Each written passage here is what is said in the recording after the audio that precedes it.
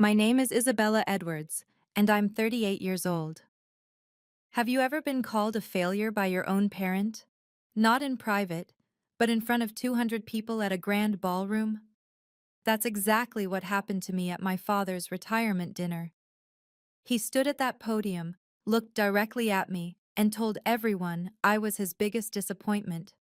Not because I'd done something wrong, but because at 38, I was unmarried and childless. My MBA from Wharton? Meaningless. My tech company with 200 employees? A waste of time. But what happened next changed not just that evening, but the entire power dynamic of our family forever. Before I share how one unexpected ally turned everything around, please take a moment to like and subscribe, but only if you genuinely enjoy stories about standing up for yourself with dignity. I'd love to know where you're watching from and what time it is there. Drop a comment below. It's always fascinating to see how far these stories travel. It all started 3 weeks ago when I received the invitation. The invitation arrived in a cream-colored envelope, hand-delivered by courier to my office. My father never did anything halfway. The gold-embossed lettering announced his retirement celebration at the Peninsula Hotel's grand ballroom. 200 guests. Black tie mandatory. I called him that afternoon. Congratulations on your retirement, Dad. Isabella, make sure you're there. Front table. It's important. His voice carried that familiar cold edge I'd known since childhood. Of course. Should I prepare anything? A speech, perhaps? No, just be there. Wear something appropriate. The night of the event, I arrived to find the ballroom transformed into a monument to his success. Crystal chandeliers cast golden light over tables dressed in ivory linens. A string quartet played softly in the corner. The guest list read like a Fortune 500 directory. CEOs, board members, venture capitalists. My mother intercepted me near the entrance, her fingers nervously adjusting her pearl necklace. Isabella, darling. She kissed my cheek, then whispered, Your father has something planned. What do you mean? She glanced toward the head table where my father stood surrounded by admirers. Just be prepared. He's been talking about legacy all week. I found my place card at the main table, right between my younger brother Marcus and my father's seat. The placement felt deliberate, calculated. Marcus was already there, his third whiskey in hand, wearing that smug expression I'd learned to ignore over the years. Sister, he nodded. Ready for the show? What show? He just smiled and took another sip. As guests filled the room, that familiar knot formed in my stomach, the same one I'd felt at every family gathering since I'd started my company 5 years ago. Something was coming. I just didn't know what. The evening began with the usual corporate pleasantries. My father worked the room like the seasoned executive he was. 65 years of commanding boardrooms, evident in every handshake. When he introduced our family to his colleagues, a pattern emerged that made my skin prickle. This is my son Marcus, he'd say, his hand firm on Marcus's shoulder. The future of Edwards Industries. He's been instrumental in our recent expansions. Marcus would puff up, shaking hands with unearned confidence. The truth? He managed a single regional division that barely broke even. But tonight, he was royalty. And this is my wife Sarah, my father would continue, the backbone of our family. Then his eyes would skip over me entirely, moving to the next introduction. When pressed by guests who knew of me, he'd add, Oh, and Isabella. She runs a small tech startup. Small. The word stung every time. My company employed 200 people across 3 offices. We'd just closed a Series B funding round at a valuation that would make Marcus's division look like a lemonade stand. But to my father, we were small. Mrs. Chen, wife of a prominent investor, cornered me during cocktails. Isabella, dear, still not married? You're not getting any younger. My daughter Jennifer just had her 3rd baby. She managed to balance everything, VP at Morgan Stanley, and a beautiful family. That's wonderful for Jennifer, I replied, my smile practiced. Your father must worry, she continued. Who will carry on the family name? Marcus is divorced again, isn't he? Interesting how everyone seemed to forget that detail. Marcus, twice divorced with two children he saw once a month, was still the golden child. Me? The disappointment who chose spreadsheets over diapers. The dinner bell chimed and we took our seats. My father rose, tapping his champagne glass. The room fell silent. Before we begin dinner, my father announced, I want to share what this evening means to me. I forced myself to sit straighter, maintaining the composed exterior I'd perfected in countless board meetings. Inside, frustration simmered. Just last week, I'd signed a contract with a Fortune 500 company that would triple our revenue. My father's response when I'd called to share the news? That's nice, dear. When will you have time for a personal life now? He'd never visited my office, not once in 5 years, never asked about our products, our innovations, or the AI technology that had tech journals calling us the next unicorn. But he could recite every detail of Marcus's mediocre quarterly reports. Family, my father continued from the podium, is the true measure of success. Money comes and goes, companies rise and fall, but family, legacy, that's eternal. Several guests nodded approvingly. I caught my mother's eye. She looked away quickly. I built Edwards Industries from nothing, he said, his voice carrying that commanding tone I'd heard my whole life. 40 years of sacrifice, and for what? To pass on not just wealth, but values, the right values. Marcus smirked beside me, already knowing where this was headed. He'd been unusually confident all week, dropping hints about big changes coming. My phone buzzed with a text from my CFO. Congratulations again on the Morrison deal. You're trending on TechCrunch. The Morrison deal. 6 months of negotiations with Morrison Group, one of the largest private equity firms in the country. We'd closed it yesterday, but I'd kept it quiet, planning to announce Monday. My moment of triumph, overshadowed once again by my father's theater. Tonight, my father said, his eyes finding mine, I want to talk about disappointments and victories. The room held its breath. So did I. My father's pause stretched deliberately, letting anticipation build. I knew this tactic. He'd used it in hostile takeovers, making opponents squirm in silence. Now I was the opponent. Success without succession is failure, he declared. What good is building an empire if there's no one worthy to inherit it? The implications hung heavy. If I stayed silent through whatever was coming, the damage would ripple far beyond this room. Several of my employees were here as guests of other executives. My CFO sat 3 tables away with her husband, a Goldman Sachs partner. 2 of my board advisors were somewhere in this crowd. My professional reputation, carefully built over 15 years, could crumble in minutes. The tech world was small and unforgiving. One viral video of me being humiliated by my own father would overshadow every achievement, every innovation, every late-night building something from nothing. The choices we make define us, my father continued. Choose career over family. And what do you have? An empty office and a cold bed. Marcus leaned over, whispering, He's been planning this for weeks. The whole board knows I'm taking over. The board? I scanned the room and spotted them, 5 members of Edwards Industries' board of directors, including William Morrison himself, the chairman and largest shareholder with 40% stake. Morrison sat at a corner table, his expression unreadable as he observed my father's performance. If my father succeeded in humiliating me tonight, in painting me as the family failure, it wouldn't just affect family dinners. It would undermine every business relationship I had. Who would invest in someone whose own father considered them a disappointment? Who would partner with someone publicly deemed unworthy? My mother's hand found mine under the table, squeezing gently. If you don't stand up now, she whispered, he'll do this forever. She was right. This was my moment of truth. I know this feeling all too well. When family dismisses your achievements because you don't fit their mold. If you've ever experienced something similar, please share in the comments below. Your stories help others know they're not alone. And if this resonates with you, please hit that like button. It really helps more people find these stories. Now let me tell you what my father said next, because this is where things got really intense. My father's voice filled the ballroom with practiced authority.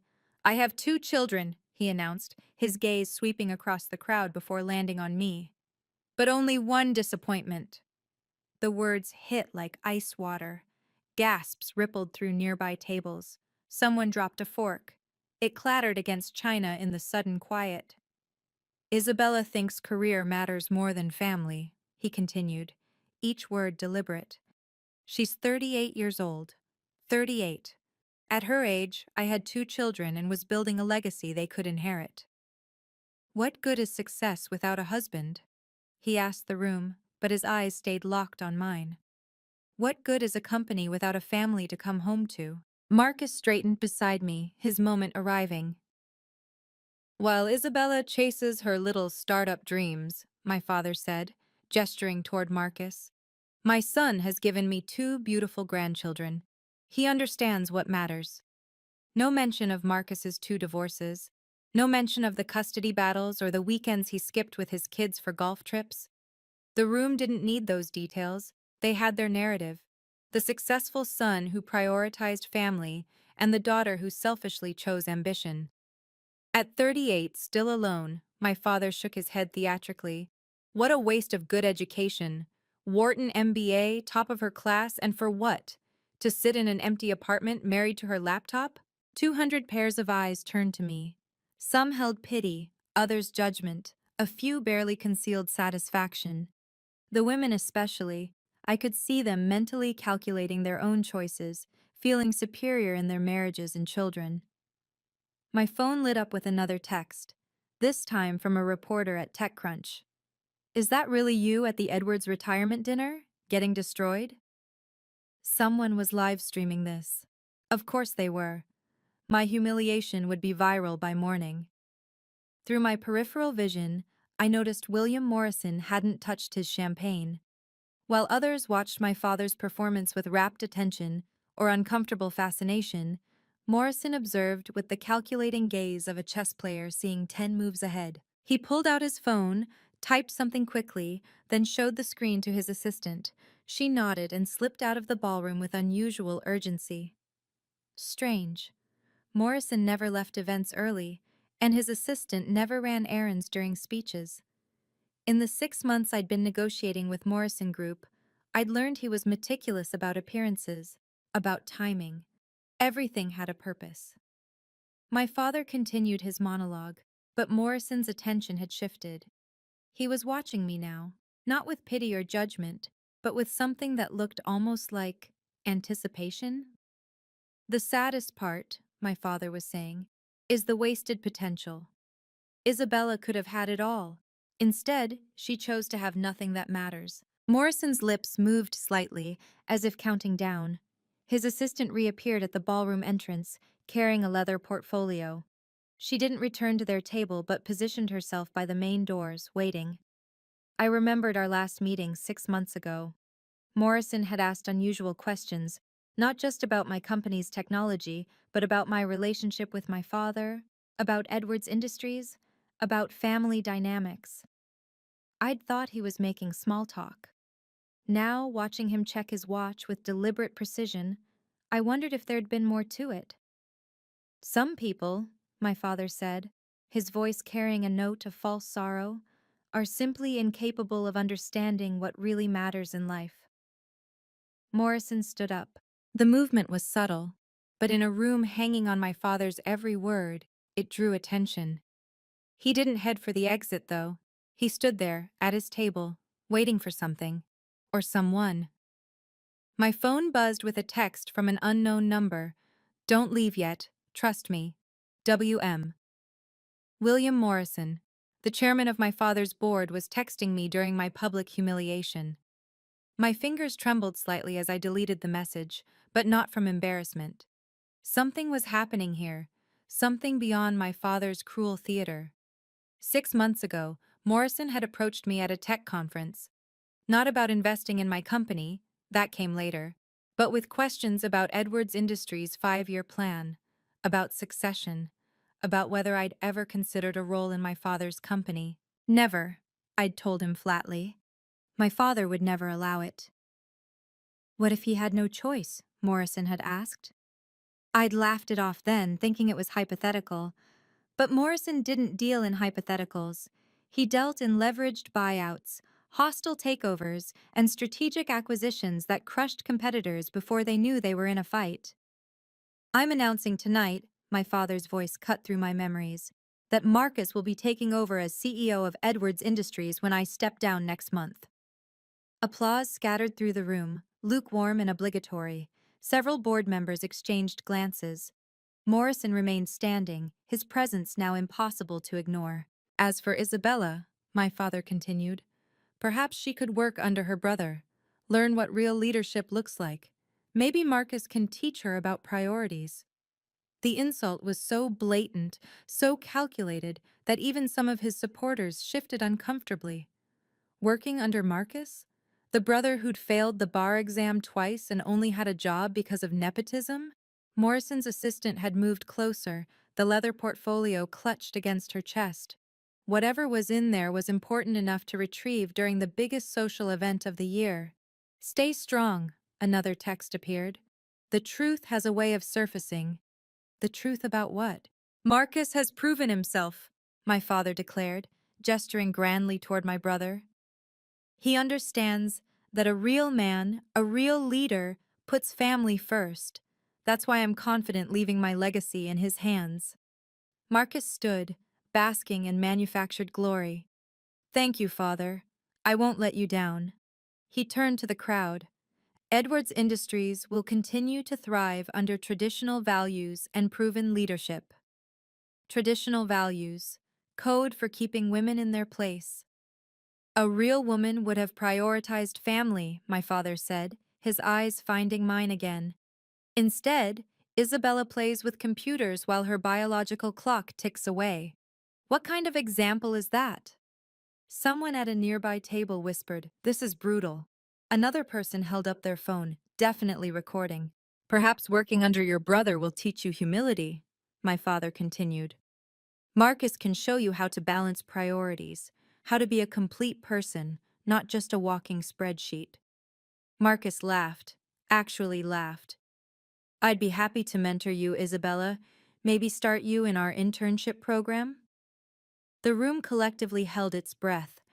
The insult was so egregious, so deliberately crafted to humiliate, that even my father's allies looked uncomfortable. A CEO with a company worth millions, reduced to an intern position under her incompetent brother? We could even arrange flexible hours, Marcus added, his voice dripping condescension, for when you finally decide to start a family, if it's not too late. That's when I noticed something interesting. 3 board members, Davidson, Chen, and Williams, weren't applauding. They were watching Morrison, who remained standing like a sentinel, his expression carved from stone. So let's raise our glasses. My father lifted his champagne. To Marcus Edwards, the future of Edwards Industries, and to Isabella, who might finally learn what matters. 200 glasses rose in awkward obligation. Mine stayed on the table. I stood slowly, deliberately, my movements controlled despite the tsunami of humiliation crashing over me. The room fell silent, waiting for my response. Tears, perhaps, or angry words that would justify my father's narrative. Instead, I smoothed my dress and looked directly at my father. Thank you for making your position clear, Father. My voice carried across the ballroom, steady and professional. Not a tremor, not a crack. 15 years in boardrooms had taught me that dignity in defeat was still dignity. I wish you all the best with your decision. I folded my napkin with precise movements, placed it beside my untouched champagne, and pushed in my chair. The click of my heels on marble was the only sound as I walked toward the exit. No rushed steps, no running away. Each stride measured, shoulders back, head high. I'd learned long ago that how you leave a room matters as much as how you enter it. Isabella, sit down, my father commanded. We're not finished. I paused at his table, meeting his gaze one final time. Yes, we are. The simplicity of it, the finality, seemed to shock him more than any angry outburst could have. His mouth opened, then closed, no words coming. As I reached the ballroom doors, movement caught my eye. William Morrison was following me. Not discreetly, not trying to hide it. He walked with purpose, his assistant falling into step behind him with that leather portfolio. The last thing I heard before the doors closed behind me was the eruption of whispers, 200 conversations starting at once. My father's voice rose above them, trying to regain control, but the moment was broken. Morrison caught up to me in the marble lobby. "Ms. Edwards," he said formally, loudly enough for others to hear. "We need to discuss our announcement." Our announcement? This was the hardest moment of my life, walking away from my own father's public humiliation. But sometimes the most powerful response is dignified silence. Have you ever had to walk away from a toxic situation, even when every part of you wanted to fight back? Let me know in the comments. And remember, if you're finding value in this story, please subscribe and hit the notification bell. Because what happened next completely changed everything. Morrison's voice boomed across the lobby, deliberately pitched to carry back into the ballroom. "Robert, we need to discuss something before you finalize any succession plans." My father appeared in the doorway, his face flushed with anger and confusion. Behind him, guests crowded to see what was happening. Marcus pushed through, his earlier smugness replaced with uncertainty. "William, this is a private family matter." "No," Morrison interrupted, his tone brooking no argument. "When it affects Edwards Industries, it becomes board business." He turned to me. "Ms. Edwards, would you mind returning? This concerns you directly." I hesitated. Every instinct screamed to keep walking, to maintain my dignified exit. But Morrison's eyes held something I'd seen in successful negotiations, the look of someone holding a winning hand. "Please," he added louder. "Your announcement can't wait until Monday." My announcement? I followed him back into the ballroom, the crowd parting like the Red Sea. Whispers followed our path. What announcement? Did you see Morrison's face? Something's happening. Morrison walked straight to the podium, gently but firmly moving my father aside. "Ladies and gentlemen, forgive the interruption, but there's been a significant development that affects everyone in this room." He gestured to his assistant, who handed him the leather portfolio.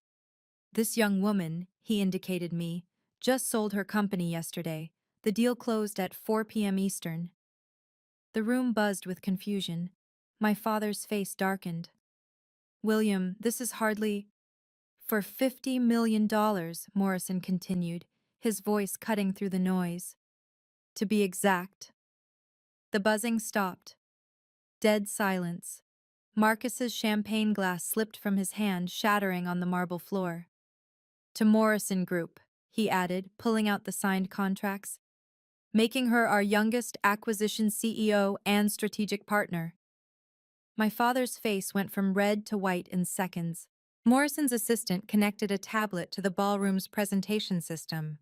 Suddenly, the massive screens that had displayed my father's corporate achievements now showed my signed acquisition agreement.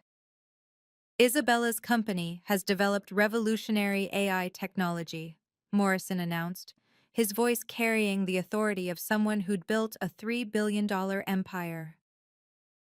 "Our analysts project it will transform supply chain management across every industry we touch." The room erupted. Phones appeared. People Googling frantically. The TechCrunch article was already live. Morrison Group acquires Edwards AI Solutions for 50 Alamares. Founder Isabella Edwards to lead innovation division. "This is ridiculous," my father sputtered. "Her little startup." "Little?" Morrison's eyebrow arched. "Robert, her little startup has patents that Microsoft and Google have been trying to license for 2 years. Her client list includes 7 Fortune 500 companies. Her revenue last quarter exceeded your son Marcus's entire division. Marcus stood frozen, his face cycling through disbelief, anger, and something that looked like fear. But more importantly, Morrison continued, addressing the room but watching my father, she's now a critical partner in Morrison Group's expansion strategy. We don't partner with failures, Robert. We partner with visionaries. Board member Davidson stood up. William, what does this mean for Edwards Industries? Morrison smiled, but it didn't reach his eyes. That depends entirely on Robert's next moves. You see, my investment in Edwards Industries, 40% of your company, Robert, comes with certain provisions, conditions that perhaps we should discuss. My father's legs seemed unsteady. He gripped the podium edge. What conditions? The kind that ensure good governance, Morrison replied smoothly. The kind that prevent nepotism from destroying shareholder value. The implications hung in the air like a blade. Everyone understood. Morrison controlled my father's company, and he was clearly on my side. Robert, Morrison said quietly, you just publicly humiliated my newest partner. We need to discuss that. Morrison pulled another document from the portfolio. There's one more thing this room should know. Per the governance agreement signed when I invested in Edwards Industries, any strategic decision affecting company leadership requires approval from major stakeholders. My father's lawyer, seated at table 3, half rose from his chair, his face pale. Furthermore, Morrison continued, the agreement specifically states that in cases of succession, Isabella Edwards must be offered a strategic advisor role with full veto power over major decisions. That's impossible, my father stammered. I never agreed. Page 47, section 12, subsection C. Morrison's assistant pulled up the original investment contract on the screen, highlighting the relevant passage. You signed it yourself, Robert, 3 years ago. I hadn't known. This blindsided me as much as anyone. Morrison had been playing a longer game than I'd imagined. Isabella must approve all strategic decisions going forward, Morrison announced. She's now your strategic advisor, Robert. Unless, of course, you prefer I withdraw my 40% stake. The threat was clear. Without Morrison's investment, Edwards Industries would collapse. The debt ratios were too high, the expansion too aggressive. Everyone in the room who understood finance knew it. This is corporate blackmail, Marcus burst out. No, Morrison replied calmly. This is corporate governance. Your father agreed to these terms when he desperately needed capital for the Singapore expansion. He turned back to my father. You built in this provision yourself, Robert, insisting family members get priority for advisory roles. You just never imagined it would be Isabella instead of Marcus, did you? Chen and Williams, 2 other board members, stood.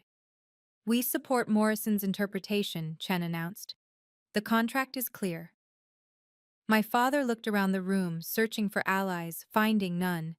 Even his closest supporters were reassessing, recalculating, realigning. Your daughter is now essential to your company's survival, Morrison stated simply. All eyes turned to me. The woman my father had just called a disappointment now held his company's future in her hands. The irony was so perfect, so complete, that someone actually laughed nervously. I stepped forward, my voice clear and steady. I'll accept the advisor role. Relief flickered across my father's face, but I wasn't finished. But with clear conditions. I pulled out my phone, opening a document I'd drafted months ago, hoping I'd never need it. Professional meetings only, with documented minutes. All interactions related to Edwards Industries will follow corporate governance standards. Isabella, my father started. Ms. Edwards, I corrected. In professional settings, we'll maintain professional boundaries. The room absorbed this. The daughter was teaching the father about boundaries, publicly, with witnesses. Marcus will report to me on all strategic initiatives, I continued. His division's performance will be reviewed quarterly, with specific KPIs that must be met to maintain his position. Marcus's face flushed deep red. You can't. I can and I will, I replied evenly. The board has made that clear. Your division has underperformed for 3 years. That ends now.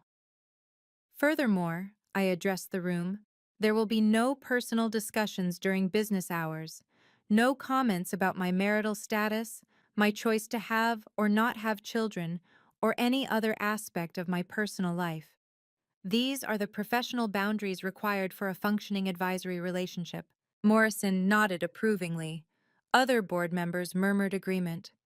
I'll help the company, I said, looking directly at my father. Not your ego, not your legacy. The company and its shareholders. Those are my terms. The ballroom waited. My father stood at the podium he'd commanded minutes ago, now diminished, his authority evaporated. The power dynamics hadn't just shifted, they'd completely inverted. Do you accept these terms, Mr. Edwards? My father stood frozen at the podium, his face cycling through emotions, rage, disbelief, humiliation, and finally, resignation. 200 people waited for his response, phones ready to capture whatever came next. I... His voice cracked. He cleared his throat, tried again. I accept your terms. The words came out strangled, forced, but they came out. In front of everyone who mattered in his world, Robert Edwards had to accept conditions from the daughter he'd just publicly humiliated. Excellent, I replied, maintaining my professional tone. My assistant will send over the formal agreement Monday morning. We'll schedule our first strategic review for next Friday, 2 p.m. Yes, he managed. Then, as if the words were pulled from him, Strategic Advisor Edwards. The title on his lips, my title, my name, my position of power over him, resonated through the ballroom. Cameras captured it all. The business blogs would have a field day. Marcus slumped in his chair, his grand moment of triumph evaporated. He'd gone from heir apparent to subordinate in less than 10 minutes. When our eyes met, he looked away quickly, the reality of reporting to me clearly sinking in. Mr. Morrison, I addressed the chairman formally, thank you for clarifying the governance structure. I look forward to our partnership. Morrison smiled, the first genuine warmth he'd shown all evening. The pleasure is mine, Ms. Edwards. Morrison Group is fortunate to have you. My mother approached tentatively, tears in her eyes. I embraced her briefly, professionally, mindful of the cameras still rolling. Now, I announced to the room, I believe this was meant to be a retirement celebration. Please continue enjoying your evening. I have a company to run. With that, I walked out. This time, no one called me back. This time, my father watched in silence as his disappointment of a daughter left him standing there, diminished and defeated. By the time I reached my car, my phone was exploding with notifications. The video clips were already viral. CEO daughter destroys sexist father at his own party had 50,000 views in 10 minutes. The comments section was brutal, for him. 3 CEOs who'd been at the dinner texted immediately with partnership proposals. Jennifer Chen, the woman my father had compared me to favorably, sent a single line. That was magnificent. Lunch Monday? My CFO called, laughing and crying simultaneously. Isabella, do you realize what just happened? We're trending worldwide. Microsoft's M&A team just called. They want to discuss strategic partnerships. The business press moved fast. Forbes had already posted, Edwards AI Solutions founder becomes strategic advisor to father's company after public showdown. The Wall Street Journal was more direct. Family Drama reveals $50 Morrison acquisition. Daughter now controls father's strategic decisions. But the real vindication came from my employees. Our Slack exploded with celebration. They'd watched their CEO be diminished and had seen her rise above it. The pride in their messages, the fierce loyalty, meant more than any acquisition ever could. Marcus texted within an hour. We need to talk. Submit a meeting request through proper channels, I replied. 3 board members called personally to congratulate me and assure me of their support. We've been concerned about Robert's leadership style for years, Davidson admitted. Your appointment as strategic advisor is exactly what Edwards Industries needs. My father sent nothing. No call, no text, no email. His silence spoke volumes. By midnight, I'd received 7 speaking invitations for women's leadership conferences, 4 podcast interview requests, and a book deal inquiry.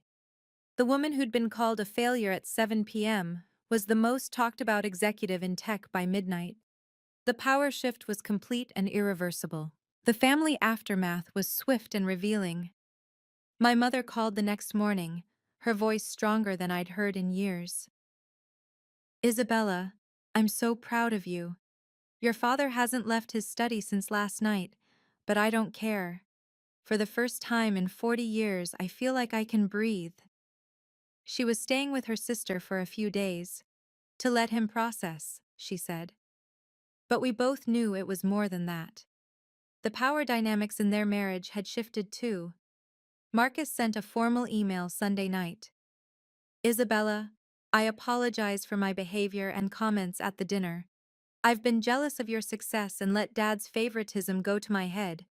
I'm ready to work professionally with you to improve my division's performance. I responded professionally, accepting his apology and outlining expectations for our first review. No warmth, no family pleasantries, just business. My extended family's group chat, usually full of baby photos and holiday planning, exploded with messages of support. Cousins I hadn't heard from in years reached out. We always knew you were the successful one, they said, conveniently forgetting years of asking when I'd settle down. The most interesting response came from my father's email, sent at 3 a.m. Monday morning. Isabella, I apologize for my inappropriate comments at the retirement dinner. I look forward to working with you in your capacity as strategic advisor. Robert Edwards, CEO. Formal. Cold. Signed with his title like I was a stranger. No dad, no love, no acknowledgement of our relationship beyond corporate roles. It was exactly what I'd asked for, professional boundaries. But seeing it in writing still stung slightly. We can discuss it at the quarterly meeting, I replied, maintaining the same formal tone. The father-daughter relationship we'd had, dysfunctional as it was, had ended in that ballroom. What emerged was something new, professional, boundaried, and entirely on my terms. The business impact exceeded every projection. Edwards Industries' stock price jumped 15% Monday morning as investors celebrated improved governance and strategic oversight. The press release Morrison crafted was masterful. Edwards Industries strengthens leadership with appointment of Isabella Edwards as strategic advisor. My acquisition made the cover of TechCrunch, Fast Company, and Business Insider. The $50 million deal that changed everything. How Isabella Edwards went from family disappointment to power player in one night. 5 venture capital firms reached out with investment offers for my next venture. Anyone who can handle that level of public pressure while maintaining dignity is someone we want to back, one prominent VC wrote. The speaking circuit exploded. Ted wanted me to talk about professional boundaries with family. Harvard Business School requested a case study. The irony wasn't lost on me. The woman deemed a failure for prioritizing career was now being asked to teach career strategy at the world's top institutions. My employees' pride transformed into performance. Productivity surged 20% in the weeks following the dinner. Our newest client specifically cited Isabella's leadership under pressure as a deciding factor in choosing us over competitors. Even Marcus's division showed improvement once he started actually working instead of coasting on nepotism. His first report to me was thorough, humble, and showed genuine effort to address long-standing issues. Morrison called personally to check in. You handled that with more grace than I would have, he admitted. Your father's learning a valuable lesson about underestimating people. The Forbes 40 Under 40 list came out a month later. I was number 12, with a feature quote, "Success isn't about proving others wrong, it's about proving yourself right." Professional boundaries aren't walls, they're bridges to healthier relationships. My value was never determined by my marital status. The market had spoken, and it valued me at exactly $50 million and rising. 6 months later, Edwards Industries reported its strongest quarter in 5 years. The strategic changes I'd implemented, digital transformation, AI integration, and yes, Marcus's restructured division, had paid off magnificently. My father and I had developed a functional working relationship. Our monthly strategic reviews were efficient, professional, and surprisingly productive once ego left the equation. He'd learned to value my input, even if he couldn't bring himself to acknowledge it personally. The board is impressed with the turnaround, he said at our last meeting, maintaining eye contact with his laptop screen rather than me. Your recommendations have been beneficial. That was the closest he'd come to a compliment. I accepted it as progress. Marcus had transformed into a competent executive. Without our father's favoritism as a crutch, he'd been forced to develop actual skills. His division was finally profitable, and he'd stopped mentioning my marital status entirely. My mother had started her own journey, joining nonprofit boards and traveling with friends. I spent 40 years living for your father's approval, she told me over lunch. Watching you set boundaries gave me permission to set my own. The relationship with my father would never be warm. There would be no heartfelt reconciliation, no tearful apologies, no hallmark moment. But there was respect, grudging, hard-won, and professional. I'd been tracking something interesting. My father had been quietly following my success. It had noticed him accessing every article about my company, watching my conference keynotes on YouTube, even Googling my name daily. He couldn't bring himself to express pride directly, but he was watching. That had to count for something. Respect isn't inherited, I told a conference audience recently. It's earned. And sometimes, the people who should respect you most are the last to learn that lesson. The boundaries I'd set hadn't destroyed our relationship. They'd saved it. Success, I've learned, isn't about proving others wrong. It's about staying true to your values when everyone insists you compromise them. My father wanted me to shrink myself to fit his definition of success. Instead, I built my own definition and let the results speak for themselves. Family can love you and still not understand you. That's a painful truth I've had to accept. My father loves me in his limited way, but he may never understand why I chose the path I did. And that's okay. His understanding isn't required for my success. Professional boundaries saved our relationship. By removing the personal from our professional interactions, we found a way to coexist that didn't require me to sacrifice my dignity or him to change his fundamental beliefs. It's not perfect, but it's peaceful. I'm 39 now, still unmarried, still without children, and I've never been happier or more fulfilled. My company continues to grow. My employees respect me. My peers value my opinion. My worth was never negotiable. I just had to stop letting others bid on it. The most powerful moment of that night wasn't Morrison's revelation or the public vindication. It was the moment I stood up and walked away with dignity intact. That's when I claimed my power, not when others recognized it, but when I refused to let anyone take it from me. Your worth isn't determined by your relationship status, your reproductive choices, or your family's approval. It's determined by your integrity, your accomplishments, and your impact on the world. Don't let anyone, not even family, convince you otherwise. Set your boundaries. Hold them firmly. The people who truly matter will learn to respect them. And those who don't? Well, their opinions shouldn't matter to your success. I'm still Isabella Edwards, still building my empire, still unmarried at 39. And that's exactly who I'm meant to be. Thank you for listening to my story. If you've ever struggled with family who don't understand or respect your choices, remember, you have the right to set boundaries, even with those you love. Your value isn't determined by others' expectations. What boundaries have you had to set with family? Share your story in the comments below. You might help someone else find their courage. If this story resonated with you, please like and subscribe. And remember, success is personal. Define it for yourself.